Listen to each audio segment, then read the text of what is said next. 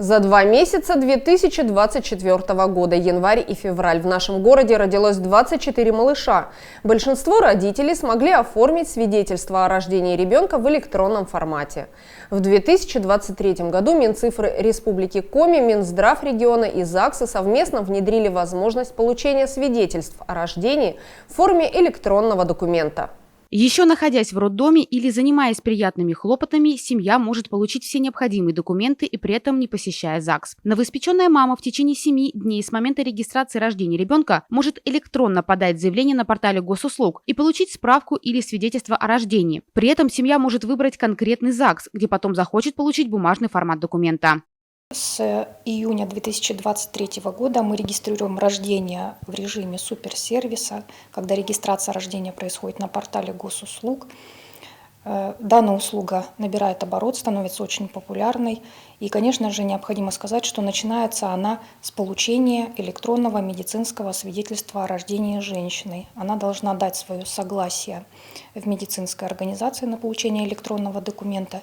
Ну и далее в разделе «Семья и дети» начинается регистрация рождения.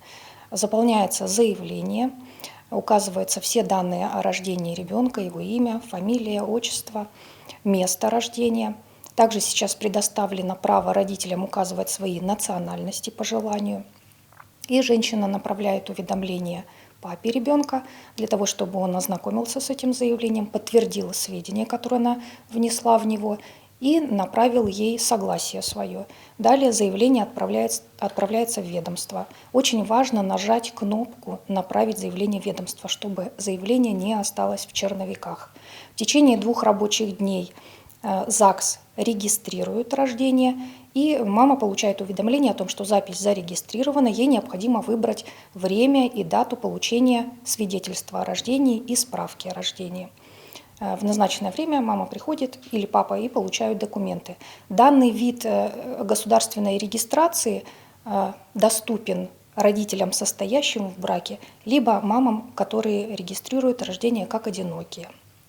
Установление отцовства, ну и прочие причины – это только традиционная регистрация при обращении в орган ЗАГС и предъявлении личных документов, также и медицинского свидетельства о рождении.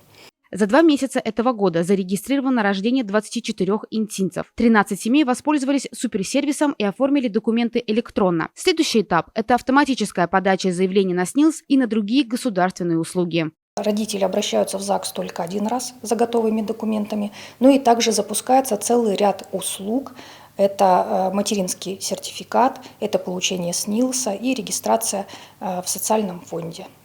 2024 год объявлен президентом России годом семьи. Укрепление семейных ценностей призвано в том числе увеличить рождаемость в стране. В нашем регионе и в Инче в частности. С каждым годом регистрируется все меньше новорожденных. В 2020 году родилось 142 ребенка, в 2021 – 147 детей, в 2022 уже 136, а в прошлом всего 118. С каждым годом, конечно, рождаемость она уменьшается. Я думаю, что это связано с тем, что все-таки в нашем городе проживает более старшее поколение, люди более старшего возраста, потому что молодежь, окончив учебное учреждение, выезжают и остаются в тех городах, где они получают образование.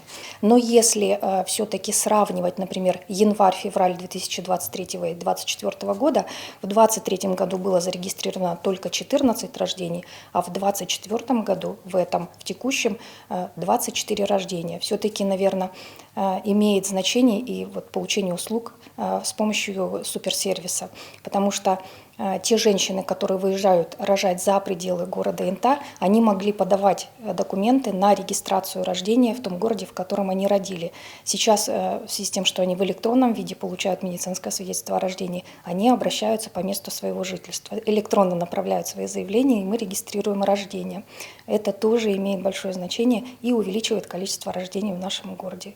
Среди статистики, которые ведут сотрудники ЗАГСа, свод самых популярных имен новорожденных интинцев. Необычные имена, как правило, дают девочкам, а родители мальчиков более традиционны в своем выборе. В 2023 году самые популярные имена мальчиков были Никита, Леонид, Егор, но при условии, что эти имена повторяются в течение года до 2-3 раз, не более. Самые популярные имена девочек — Таисия, София, Ева. По республике мужские имена — Артем, Максим, Александр, Михаил, Роман. Женские имена — София, Анна, Ева, Виктория и Ксения. В этом году за 2 месяца самые популярные имена оказались девочек — Полина, Виктория и Ульяна. Мальчиков повторяющихся имен не было. Просто назову: это Роман, Виктор, Дмитрий, Тимофей, Егор. Сотрудники Интинского ЗАГСа приглашают интинцев в торжественной обстановке отметить свадьбу, юбилей семейной жизни или провести церемонию именоречения. При желании, конечно же, можно провести церемонию именоречения с приглашением родственников, друзей, знакомых. Мероприятие проходит очень интересно, весело. И самое главное, что такими маленькими событиями, праздниками люди и семьи создают летопись своей жизни. Территориальный отдел ЗАГСа в Инте ведет прием по понедельникам, вторникам и средам с 9 до 17 часов. В пятницу с 8:45 до 12 часов. Телефон для справок 60755 и 61079.